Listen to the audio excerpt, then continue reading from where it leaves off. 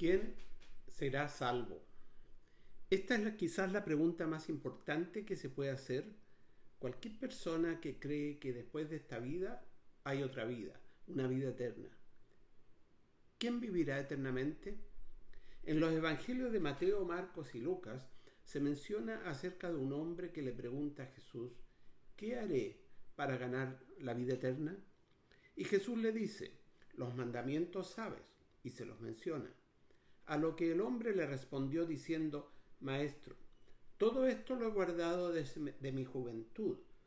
Entonces Jesús le dijo que vendiera todo lo que tenía, que diera el producto a los pobres y lo siguiera cargando su cruz.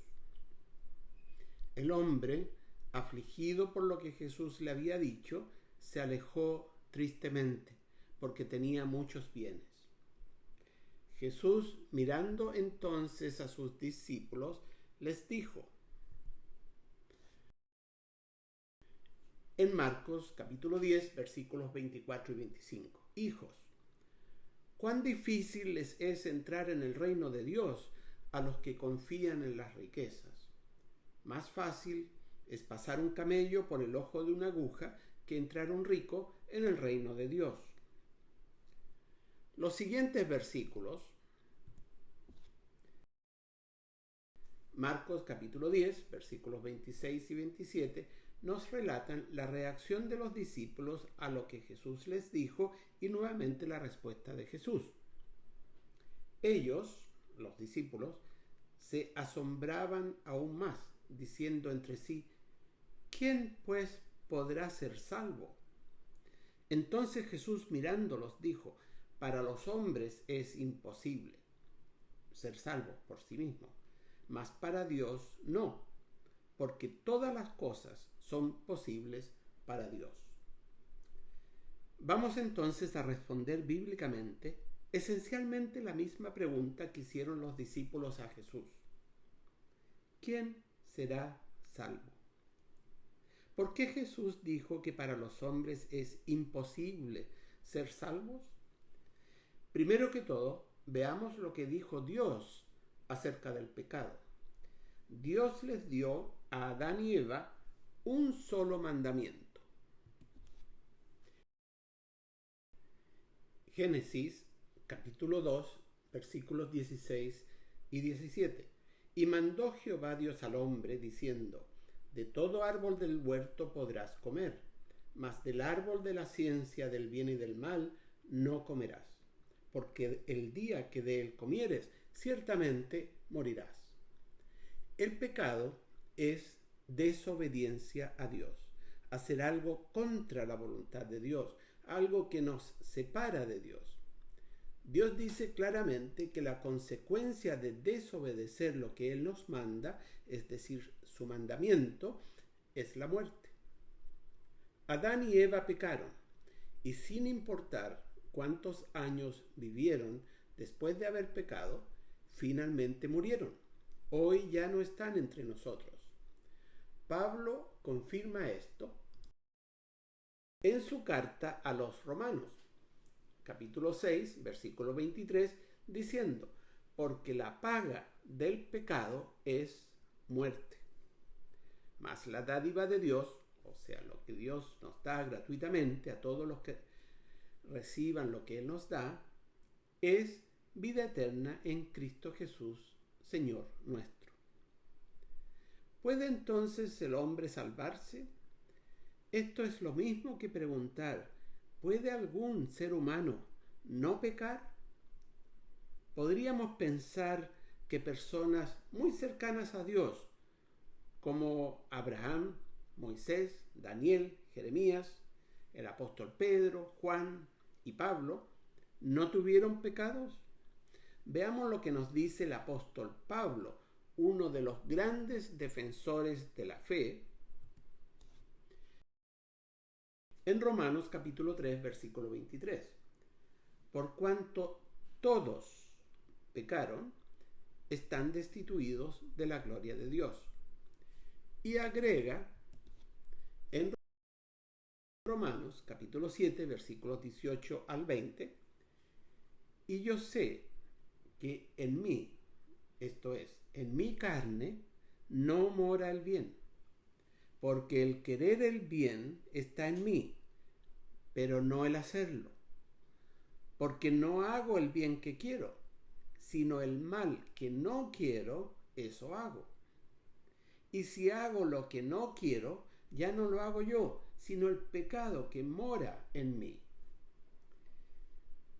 El apóstol Pablo, que dio su vida por Jesús, reconoció que era un pecador, que el pecado estaba en él y que el mal que no quería hacer lo hacía en lugar del bien que quería hacer. Si Pablo decía esto, ¿qué queda para nosotros? El testimonio de Pablo nos revela que no existe ningún ser humano, ni en el pasado, ni hoy, ni en el futuro, que pueda decir: yo no tengo pecado.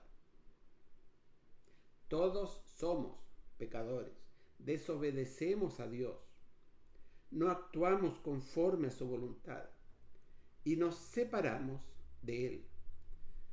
Por eso, Jesús, conociendo la naturaleza humana, dice que para el hombre es imposible no tener pecado y por lo tanto no puede ser salvo ni vivir eternamente por sí mismo. Entonces nuevamente la pregunta: ¿quién puede ser salvo?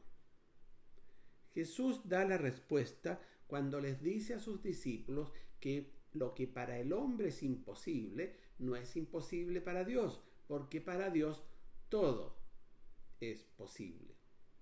Nuestra salvación no depende entonces de lo que nosotros hagamos, de nuestras obras, sino de lo que Dios hizo para hacer posible nuestra salvación. Antes que Jesús viniera al mundo y habitara entre nosotros, Dios había establecido para su pueblo Israel una serie de holocaustos y ofrendas, y entre las ofrendas estaban las ofrendas por el pecado.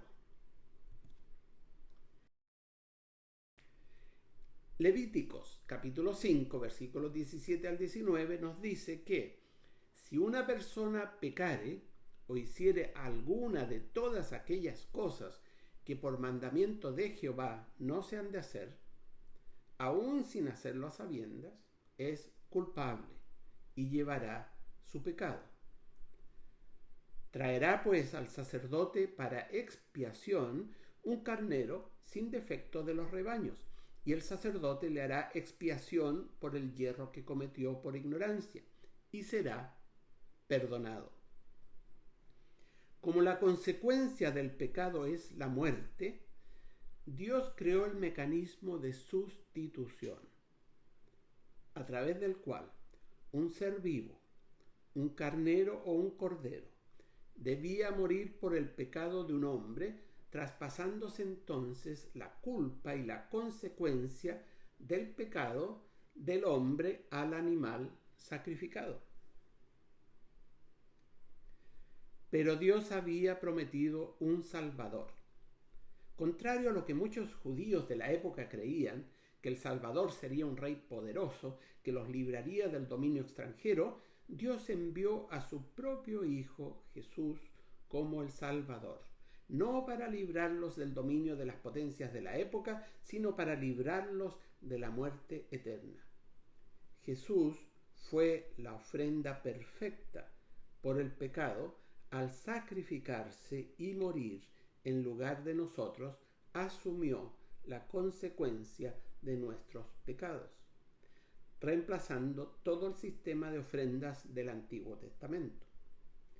Este Salvador, Jesús, no era solo para el pueblo judío, sino para todo aquel que creyera en él. Por eso lo llamamos el Cordero de Dios. Él es la víctima perfecta, que además de ser hijo de Dios y por lo tanto Dios, fue también un hombre, pero que nunca pecó. Sin merecer la muerte por ser el único hombre sin pecado en la historia de la humanidad, se sacrificó una vez y para siempre para asumir las consecuencias de nuestros pecados. Nos sustituyó, reemplazando la muerte que nosotros merecíamos por su propia muerte, brindándonos así la posibilidad de la vida eterna. O sea, somos salvos no porque lo merezcamos o pudiéramos hacer cualquier cosa para merecer la vida eterna, sino solo porque Jesús nos sustituyó en la muerte que merecíamos por nuestros pecados. ¿Significa esto entonces que todos seremos salvos? La respuesta corta es no, pero todos, sin excepción, tenemos la posibilidad de ser salvos. Jesús nos ofreció la salvación a todos. Dios quiere que todos seamos salvos.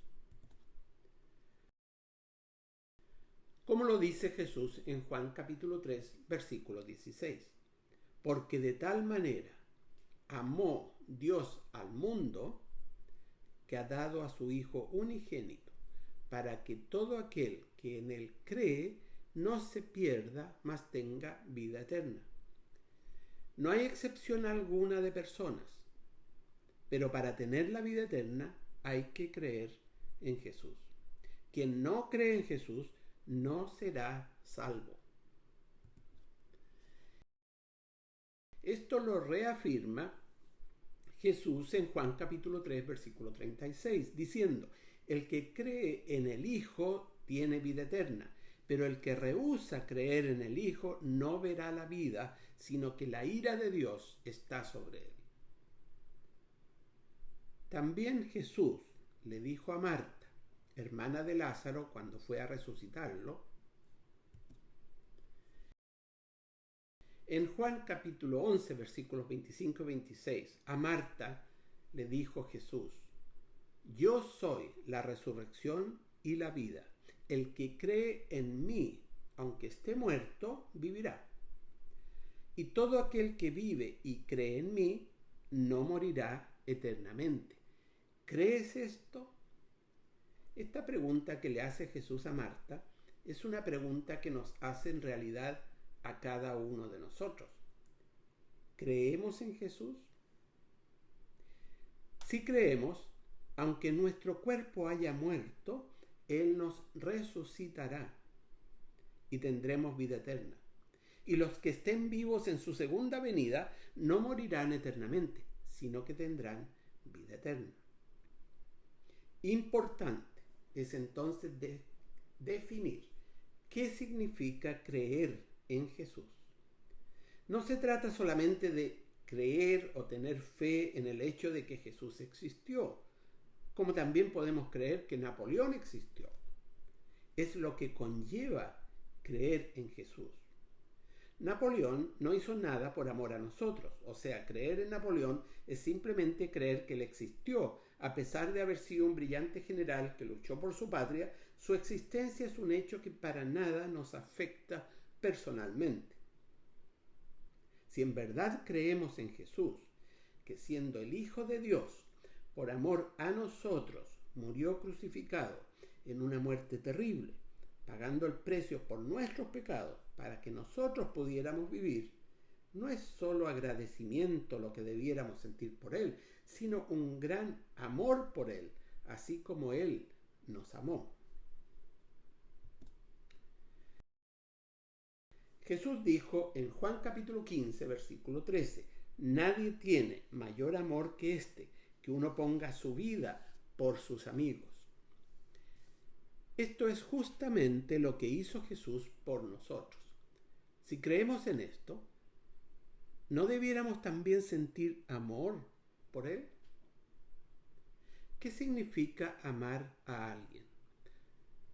Amar no es solo una emoción o sensación que sentimos interiormente y que nos atrae hacia la persona amada. Es más que eso.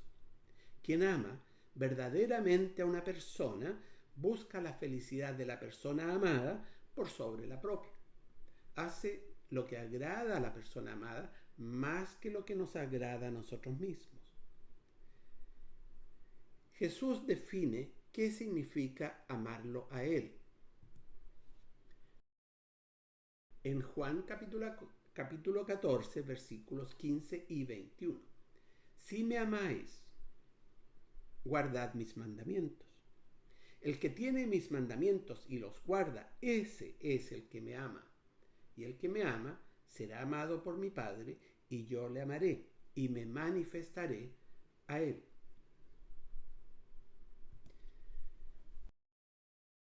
Por eso Jesús también dice en Juan capítulo 8, versículo 51, de cierto os digo, que el que guarda mi palabra nunca verá muerte.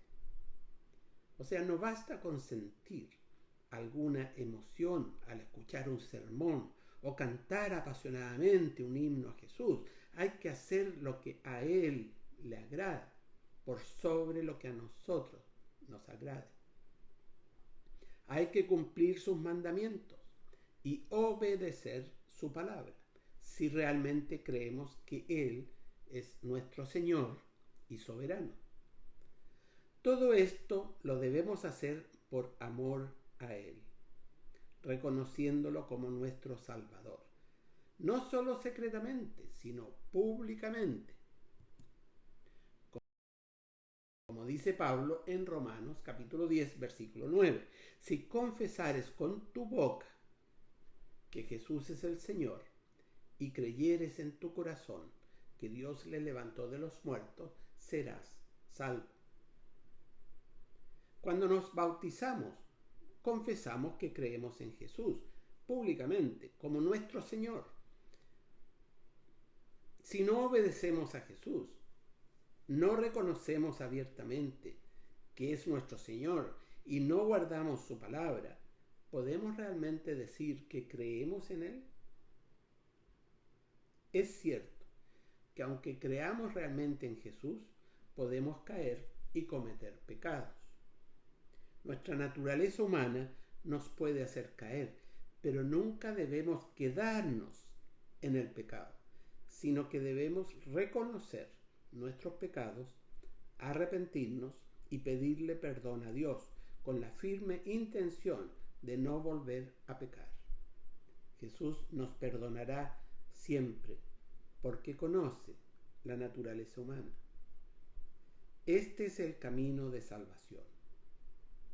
Solos no podemos seguirlo, pero caminando con Jesús todo es posible.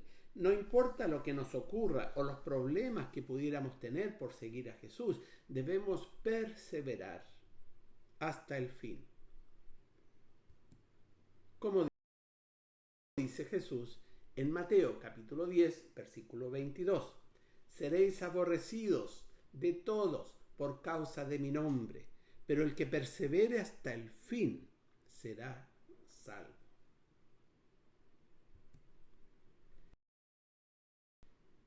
¿Quién será salvo? Todos los seres humanos tenemos la posibilidad real de ser salvos y vivir eternamente, porque a todos Jesús nos ofreció esta posibilidad. Pero, lamentablemente, no todos serán salvos, sino solo aquellos que creen en Jesús, no de palabra, sino mostrándole a Jesús que creemos en Él, amándolo, obedeciéndole y haciendo lo que a Él le agrada por sobre lo que a nosotros nos agrade. Es cierto que por nuestra naturaleza humana podemos caer, no una vez, sino muchas, pero debemos siempre levantarnos con arrepentimiento, pedirle perdón y pedir su ayuda para no volver a caer. Si perseveramos en esto, seremos salvos. Que Dios te bendiga.